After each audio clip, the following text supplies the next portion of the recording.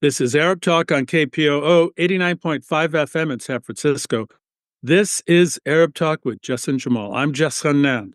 And I'm Jamal Dejani.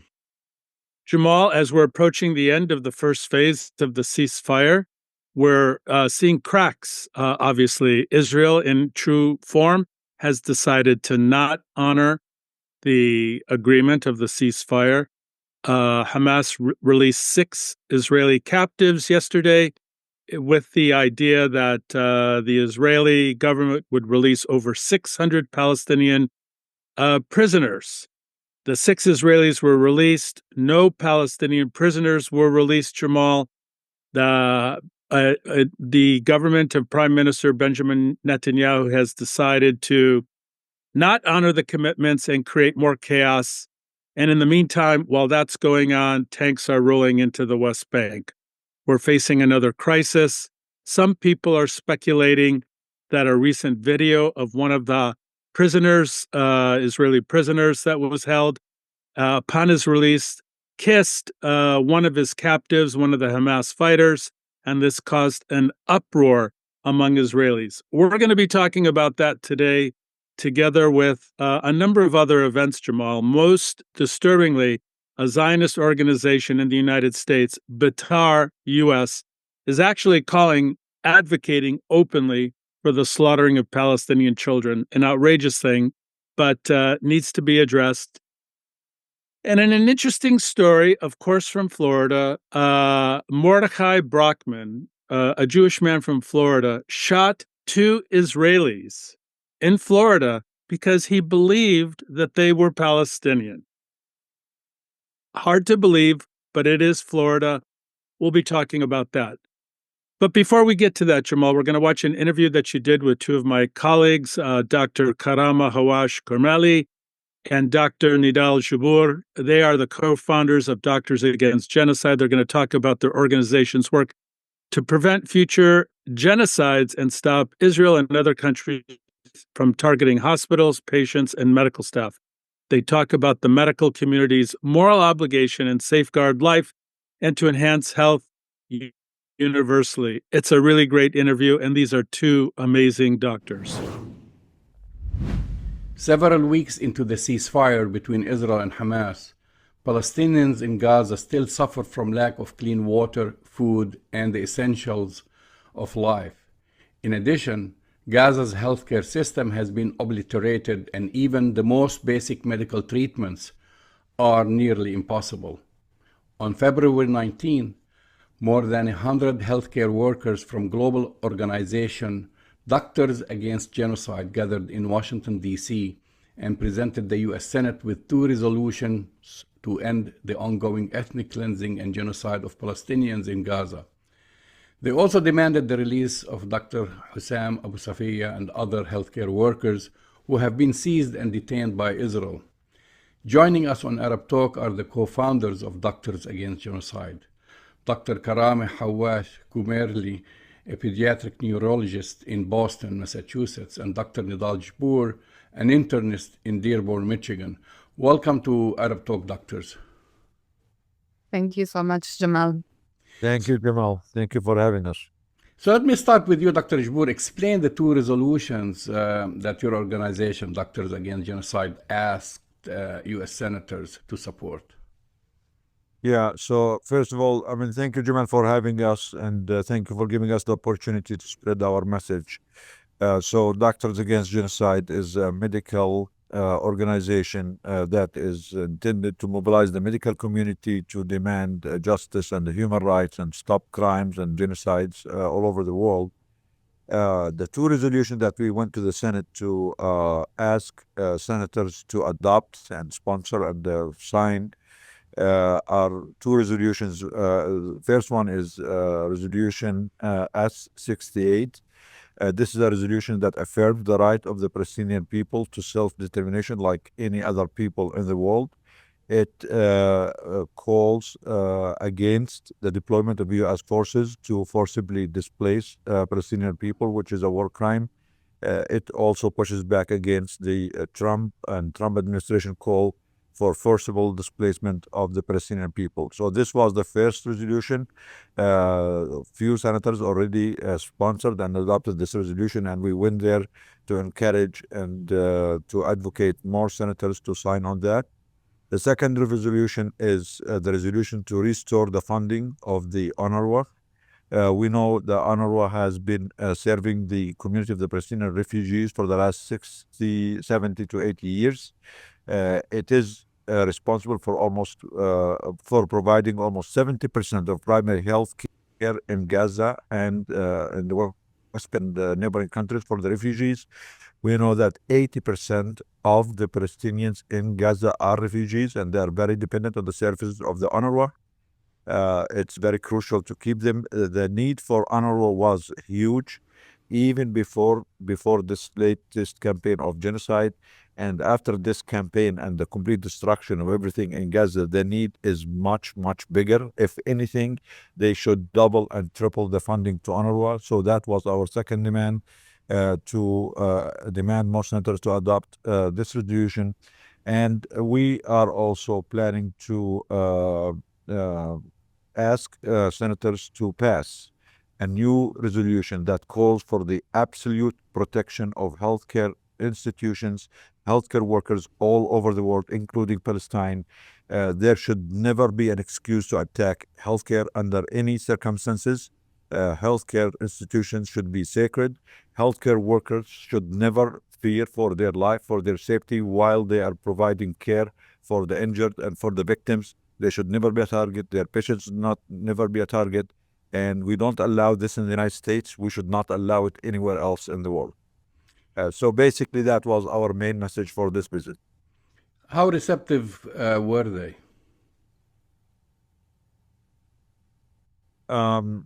Again, I mean, the offices that we went to,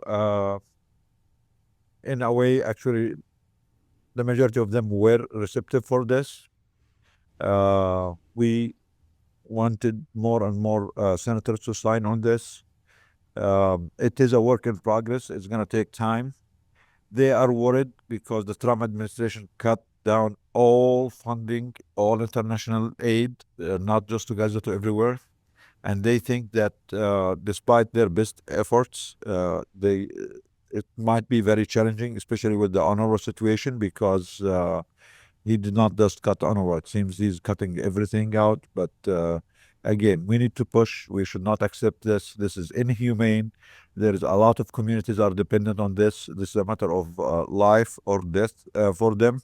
And it's not a matter, that is dependent on the mood of any president here or there who can, switch his mind every day, many times a day, on issues that affect people's life. And for us, the medical community, we think this is a public health need. The situation in Gaza is a public health disaster. And this is very urgent. It's very important to us. As healthcare workers, we cannot stay silent and not push and do all what we can to protect life, whether it's in Gaza or in Palestine or in Sudan or in Congo or in Detroit or anywhere else in the world. Thank you. The ceasefire has been in effect for several weeks, although Israel continues to prevent some essential items from entering the Gaza Strip, and has destroyed the healthcare system in its entirety. Has the healthcare catastrophe been alleviated in any way by the ceasefire? And what is the reality for Palestinians in Gaza needing aid and medical care? If you can answer that, Dr. Kuemmerle. So the healthcare system in Gaza has not been optimal even before the attacks that started in October 2023. So they were somewhere at 60% capacity of where their needs should be. And with the start of the attacks, there has been a deliberate attack on healthcare. And this is a very concerning trend. And it started with Al-Shifa Hospital, and then it spread through the whole Gaza Strip, and it affected every single hospital. So now the hospitals are either completely destroyed or partially working. With the ceasefire, there has been a hope that fuel will start coming, oxygen will start coming, equipment will start coming. Unfortunately, Israel is extremely, I don't know what the word is just very intent on not allowing the healthcare system to start working. There is this focus on the name dual use.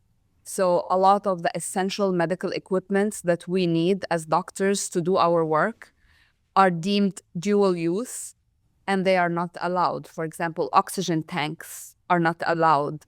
MRI machines are not allowed. We are in touch with our colleagues in Gaza. Dr. Youssef Abu Rish is the Deputy Minister of the Ministry of Health, and he gave us a very detailed account of the needs of the healthcare, and I would say it is at 10% right now. So there is a need for unlimited medical aid, and remove this language of dual use, because it should be up to the medical community to decide what they need to save lives, and not to a military person to say this is dual use. An MRI is not dual use.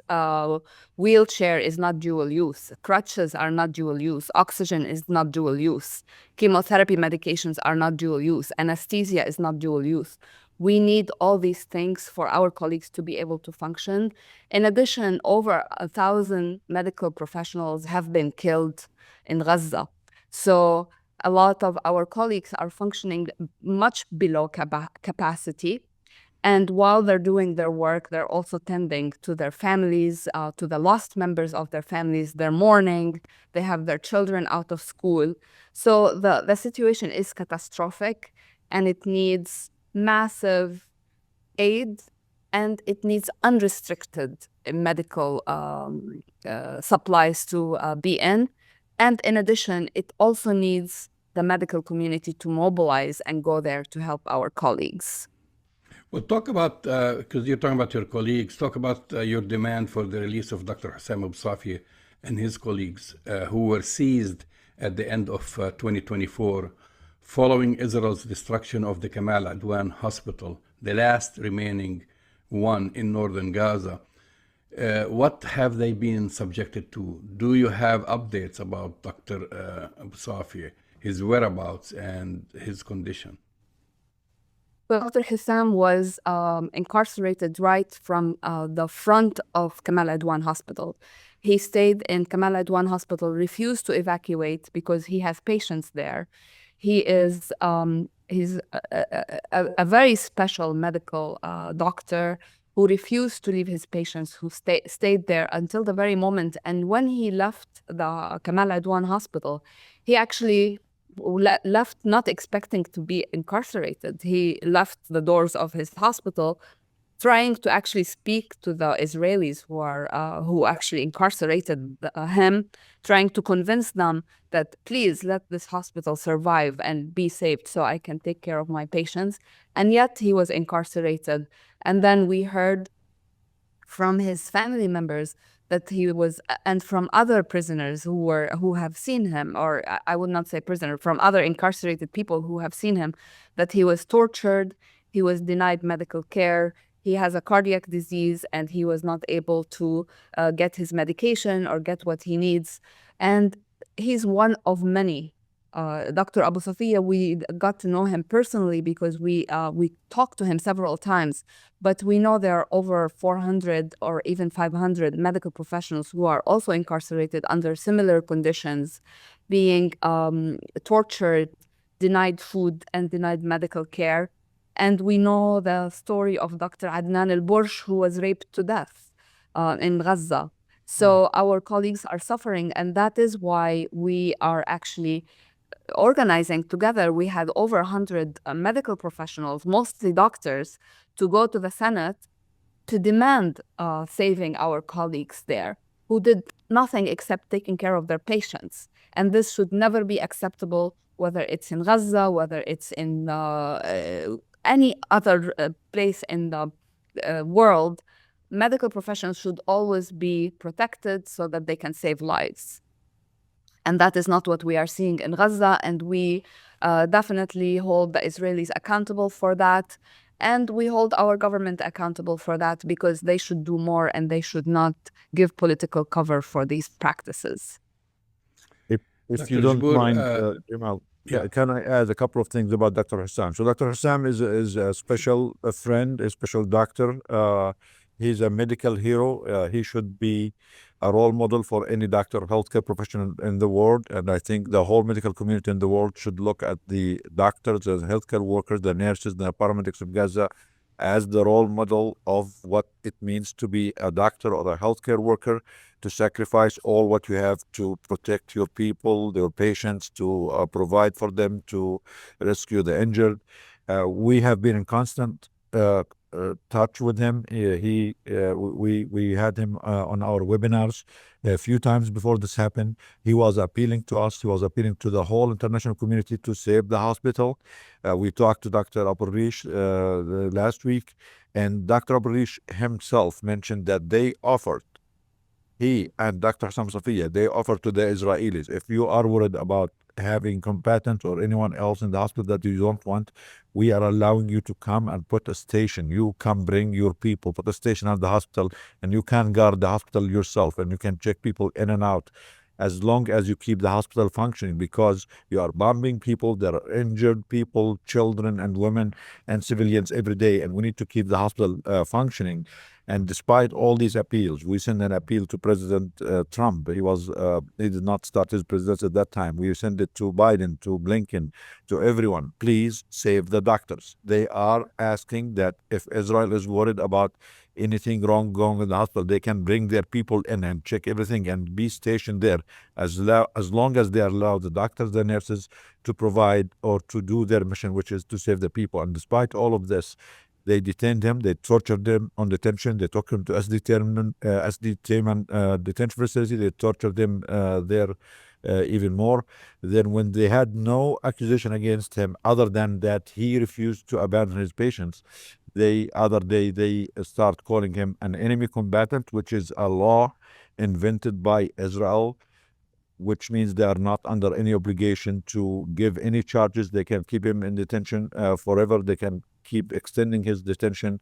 The picture that surfaced for Dr. Abu Safiya 2-3 days ago, compared to what we know of him, I could not recognize him. This is how bad he's been treated, him and his colleagues. And we know many of the doctors, healthcare workers were murdered in their detention, were worried about their safety.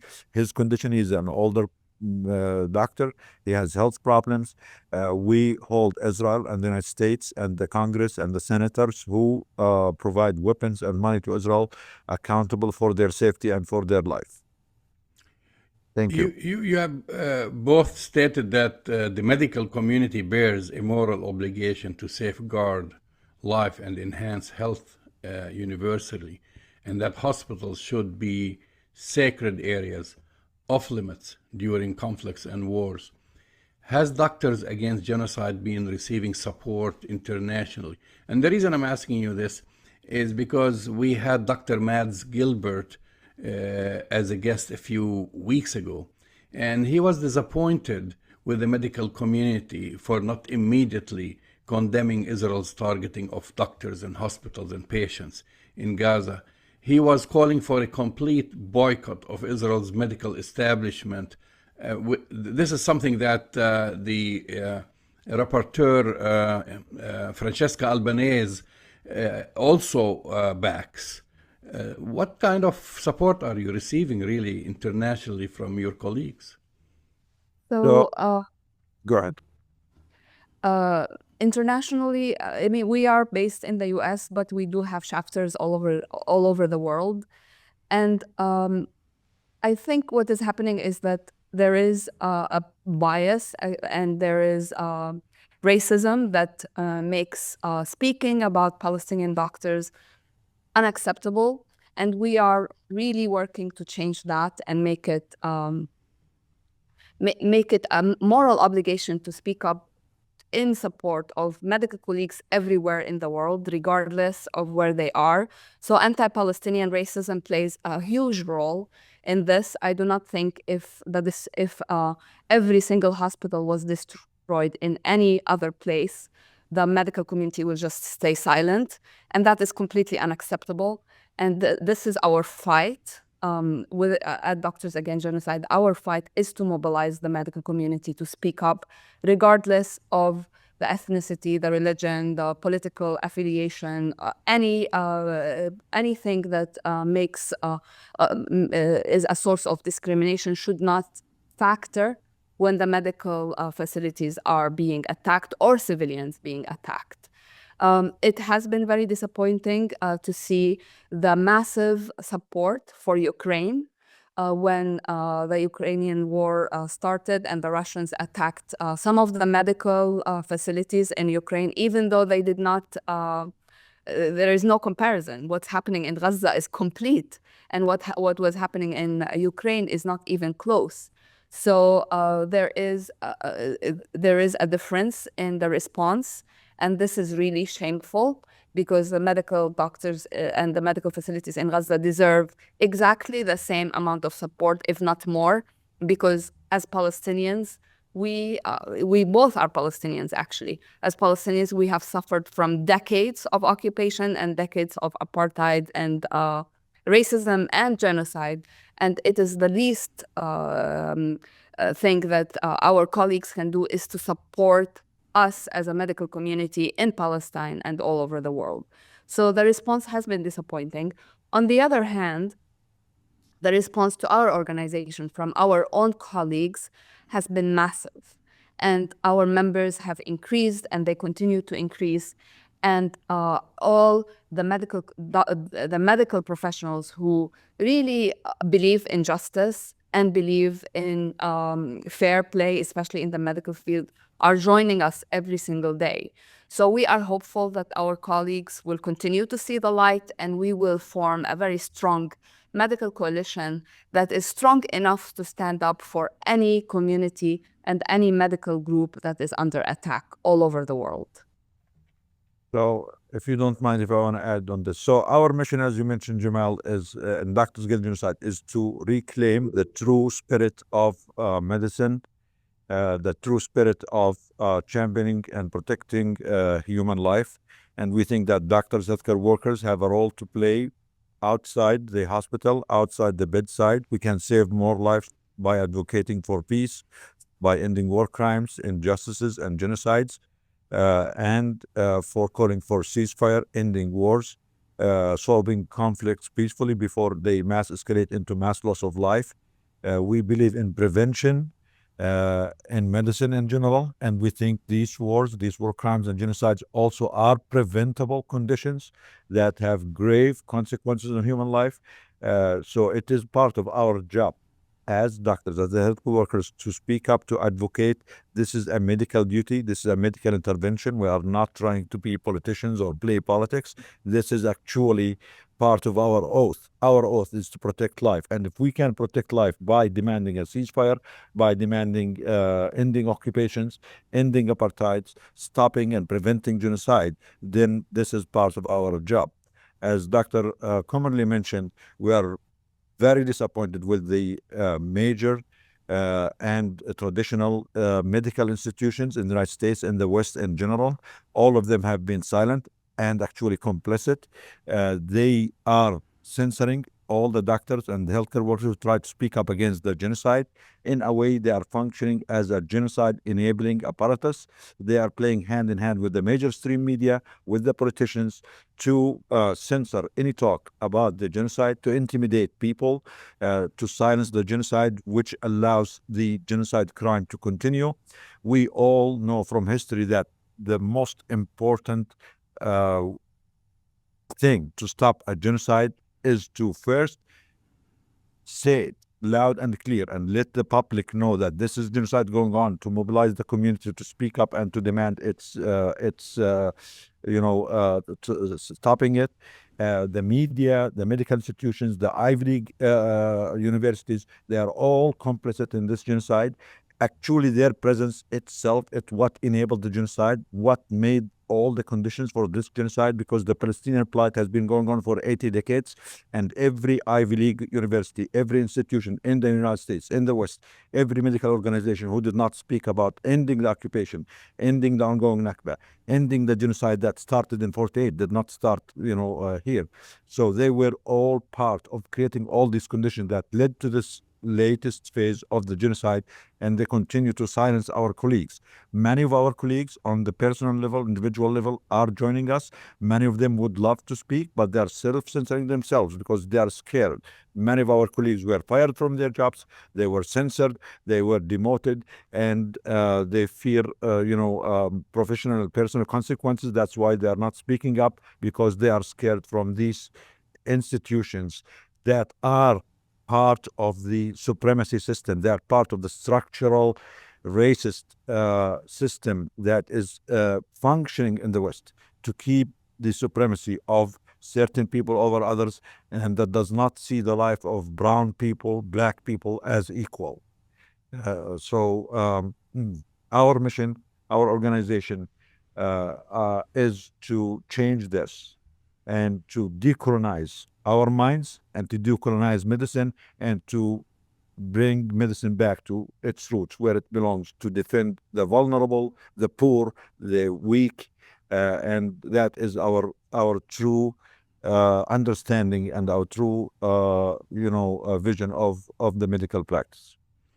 How do you encourage your colleagues to speak out? I mean, if they're facing getting fired, have you been, for example, going on different campuses or medical schools to address the administrations and speak to your colleagues about, number one, your organization, and also to rally them to say something? I mean, if you see something wrong, you have to say something about it, and they're not. So what we have been doing is a lot of outreach, a lot of advocacy, and a lot of education. One thing that we have started doing with as Doctors Against Genocide is to introduce the medical definition of genocide. We focused on the diagnosis and the prevention of the problem before it becomes it reaches its full stages, and that is a way for us to actually make this a medical problem and not a political problem, to encourage our colleagues to understand the genesis of genocide, war crimes, crimes against humanity, and to give them the tools and the language to be able to speak up in a very scientific way that is very consistent with our oath to protect life. We also lead by example. Many of us are in academic institutions and in major hospitals. We believe that we, the people who are actually in their established careers, should be leading this. We have seen the students do their best, and they have been oppressed and basically, completely silenced because of the rules of the universities that have been invented to demolish the encampments and anything that speaks in favor of Palestinian human rights and Palestinian advocacy. And we really think that we, the people who are, a bit older, more established, should collect our courage and speak up. We shouldn't let fear lead us. We shouldn't let the fear of demotion or the fear of isolation be what prevents us from doing the right thing. And there is power in numbers and power in coalition. And the fact that we continue to grow our numbers is in our favor because, we really support each other. We also have done a lot of medical educations to medical students and to our colleagues, different lectures, different webinars. Some of these webinars have been censored. Some of them have been encouraged by different medical schools and medical institutions. So there are people who are really hungry for this message that we are giving. And I'm an optimist, and I think this is the start of a much better world where the medical community is doing the right thing and is not allowing calculations or like Dr. Jboor said, the colonialist mental set to rule how we think. Our profession should protect the weak, the vulnerable, the at-risk communities. Now, in this political climate, this is becoming more important than ever. There is an attack on migrants community. There is attacks on undocumented people who have families, who have children. And we, as in the medical community, will be the first line in protecting these people, just like we should be the first line in protecting people from genocide, war crimes, and crimes against humanity. So my message to my colleagues is take your place in history and do not sit on the wrong side of history, and do not let history judge us as medical community that we sat silent when there was a genocide, and when the family units of our neighbors and our community members, who can be migrants, who can be undocumented, who can be transgender, or whatever, are being harmed by politicians, it is on us to protect people, and it is on us to protect our communities. And that is the message that I hope will become the leading rally for my colleagues everywhere in the world. What are your plans, assuming that this genocide will and should at some point come to an end?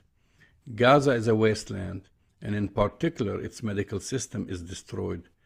Have you given a thought to the role of your organization, Doctors Against Genocide, the role that you can play in rebuilding and reestablishing the medical infrastructure system there? Yes, actually, it is part of our mission as Doctors Against Genocide, is to help the communities that survive genocide. We consider them genocide survivors, and their institutions are also in a bad shape and needs a lot of rebuilding, a lot of help. So it is part of our mission to organize and mobilize the international community and the medical community to help rebuild Gaza as a whole, all the civilian infrastructure, all the healthcare infrastructure. Part of our work also has been to send aid and medical equipment and medical beds and medications to the hospitals with the capacity that we can, since we are a newer and a smaller organization, plus with all the restrictions that the genocidal regime of Israel is imposing on getting this aid to go in. The things that we can get into Gaza in 24 hours, it takes us 2-3 months to get a fraction of the medications that we prepared, and it is on the border, either in the West Bank or in Egypt. So they continue to commit genocide by other means. And like Dr. Jboor said, we are seeing the same scenario repeat in the West Bank by attacking the hospitals. The hospitals in Jenin are under attack, and now in Tulkarem, I heard Thabit Hospital has been also surrounded and evacuated. And it's not that this genocide, the genocidal attacks on hospitals have ended. It seems like it's going to escalate and it's going to spread beyond and beyond. So our work is not done with a ceasefire. Our work just started, and we need to do more and more of until we are effective in stopping this. Where would our viewers and listeners learn more about your organization? Can I add one more thing, please? Can I add one more thing, Jamal, please? Sure. It seems we're losing. Can I add one more thing? So all what we said is science. We studied this scientifically as a medical organization, as medical community. Unfortunately, the Western medicine that they taught us is colonized, and they only cares about the Western life and the privileged life. They never care about the certain communities. But when we went back and we studied the history of genocide from the medical standpoint, all the statements we are making now are scientifically studied and proven. Until genocidal forces and regimes are stopped by force, they will continue. This is a medical determination. This is a medical diagnosis. We are treating this as a medical condition, and we actually have a medical definition of genocide now that focuses more on prevention and on impact, not on proving intent and all these lengthy proceeding of legal deliberation that takes years and years and always comes too late for the victims to be saved. So from the medical standpoint, we are taking a stand about these crimes, and we insist that our definition, our study, our research that is evidence-based and scientifically proven be taken seriously by all the international community, the medical community, and the decision makers. Yeah, and one final question. Just want to, where can our viewers and listeners learn about your organization?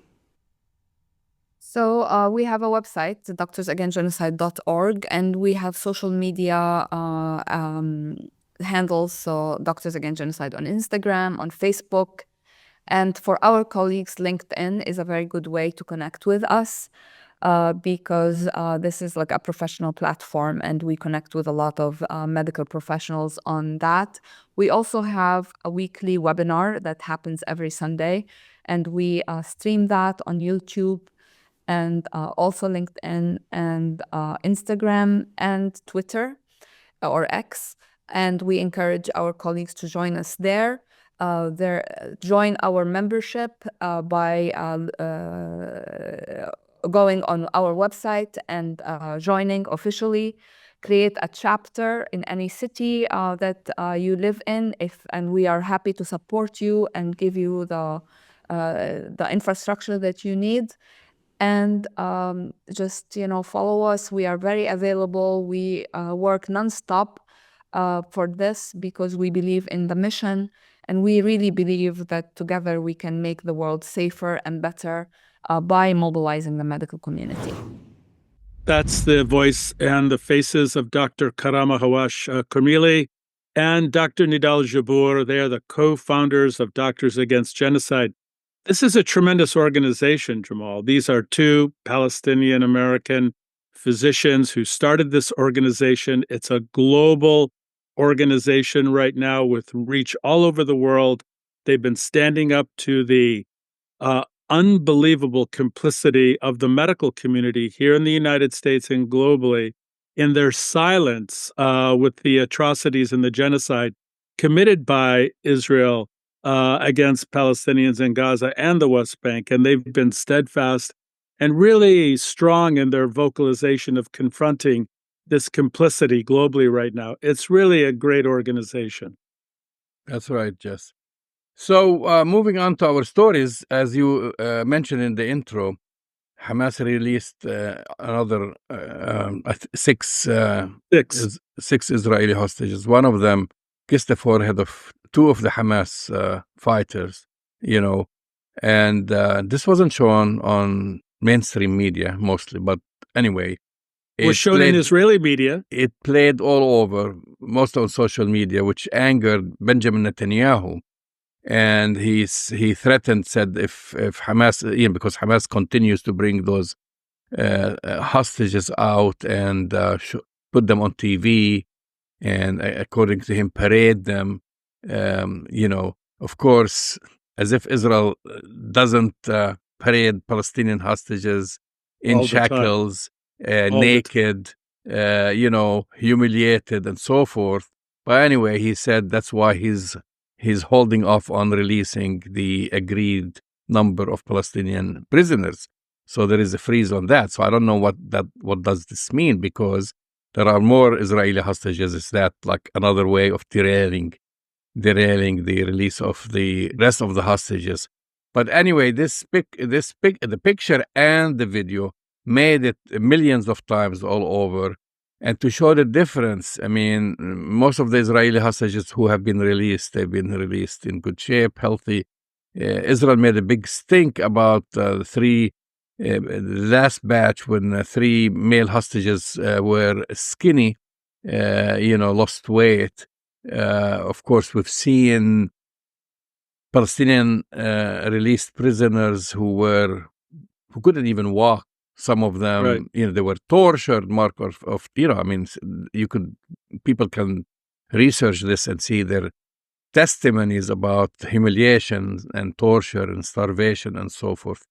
So we don't know if this is if this is just another stalemate, temporary one, because he's done that before or not. But we don't have too much time. I'm going to go to the other stories. But the major story here, which is not making the headlines here, is you have this Zionist organization, Betar USA.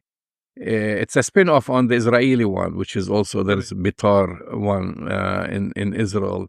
Actually, the name Betar does not bode well with many people of color because, if you go back several years ago, there is a football team in Jerusalem, an Israeli football team, and their fans, its fans, have earned the honor of being the most racist fans in the entire world.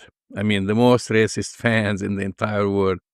Always degrading and humiliating any football player of color who played against that team. So if they played against a European team and had some African players, they would throw garbage on them and say racist slogans and so forth.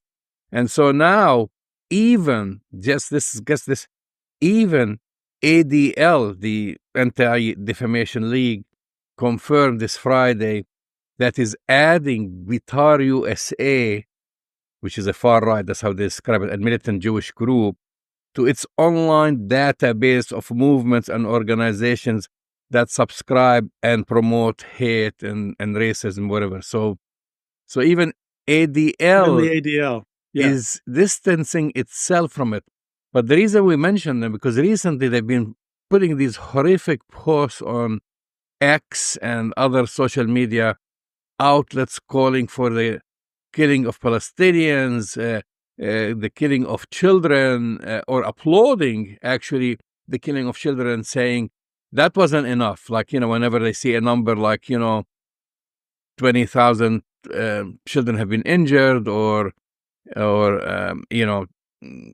more than 50,000 Palestinians being killed, and they'll say something like, they'll post that and then say, this is not even enough. Yeah, I'm surprised, and I'm saying that sarcastically, that Elon Musk and X have not taken down their account. No, I'm saying that sarcastically because this is the kind of messaging that is being promoted on various formats of social media. We don't see, with these dramatic changes now with X and Meta and IG, the kind of switch to the so-called adaptation of the free speech method to allow this hateful vitriol to be on social media. It's kind of interesting because the ADL obviously has its history of anti-Arab, anti-Palestinian hateful speech. So if they're condemning Betar, it's got to be really bad. But they're getting free reign to be able to post this stuff all over social media, Jamal, and no one seems to be stopping it. Well, this is half the problem, Jess. So the other half of the problem is that this hateful organization has been raising funds in the USA. So they're fundraising, right? Which violates nonprofit status and so forth. But this is where they raise their money. It's not just like it's an offshoot and they're an Israeli offshoot here. And we know, this is a trend because other organizations have been caught red-handed fundraising and funneling money to settlements and so forth in the United States and in Canada. And in Canada, actually, it shut down a couple of organizations. Right. But here, this hate group is right here fomenting hate and basically encouraging people to attack Palestinians, which really leads us to our next story. Right. And at the same time, people are donating to them and getting tax-deductible donations. Yeah. So they need to be really investigated. Number one, what are they doing in the United States? Fomenting hate, they're racism. They're raising money to foment hate and create the same. Basically, it's a parallel, right, Jamal?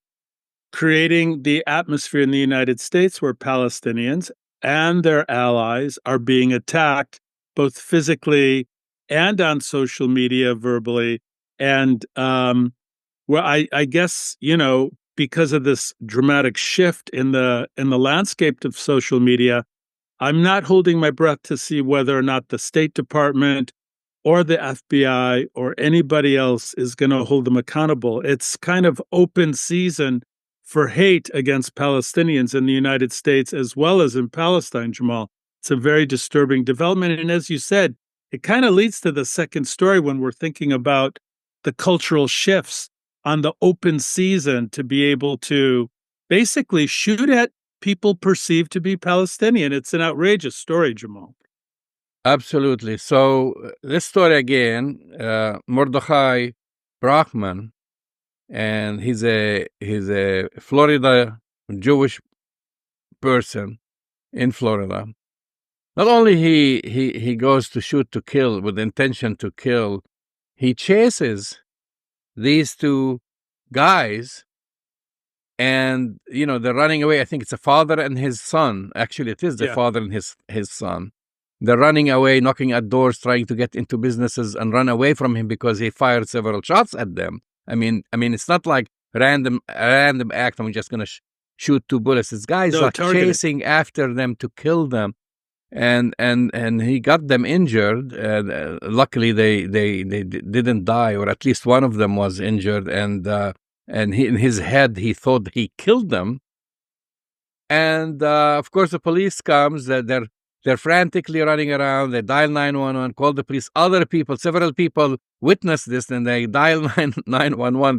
This mad man running after these two guys and trying to kill them, basically in public. And luckily for them, they survived. The police came. They arrested him. And the first thing he brags about, like they didn't need to interrogate him or anything. And he said, he bragged about it. Yeah, I shot and I killed two Palestinians. I mean, as if this was his ticket out in the Florida legal system. If you say, I shot two Palestinians, they're going to go lenient at you, or maybe they'll let you go. And of course, this is where the crazy part. These two individuals happen to be two Israelis that he mistook them for Palestinians. What a crazy story, man. Yeah, I mean, this story should be talked about like for days on end on TV, but just like casually, it's just like, oh yeah, this number one, they don't identify him initially that he's Jewish. They say this Florida man just like casually shot two Israelis, but then it became like, no, it's a Florida Jewish man casually, shot two Israeli, mistaking or thinking that they were Palestinians. Well, that's the whole point, Jamal, right? One headline is, man shoots two Palestinians, right? The other headline is, Jewish American man shoots two Israelis who are perceived to be Palestinian. And that's exactly the coverage that's missing, as you said. And that's a testament to this really shifting landscape of media coverage that we're seeing right now after the first month of the Trump administration. Things have changed pretty dramatically. With this Bitar story and the Florida story, we're seeing this kind of dramatic shift in social media, and we need to be prepared for it. Well, I mean, the thing is, he had, if they don't make an example out of him, I mean, they're not. If they're not, and because this is not just like a crime or attempted murder as they describe it. This is a hate crime and attempted murder, and they should send a message, because with this rhetoric that we're seeing on social media, and as the example that we've mentioned with Bitar USA, more incidents like this will happen, because they did happen in the past. And now hardly anyone talks about it. And if you recall, this man, now I lost count, 2-3 years ago, shot these people, college students, basically.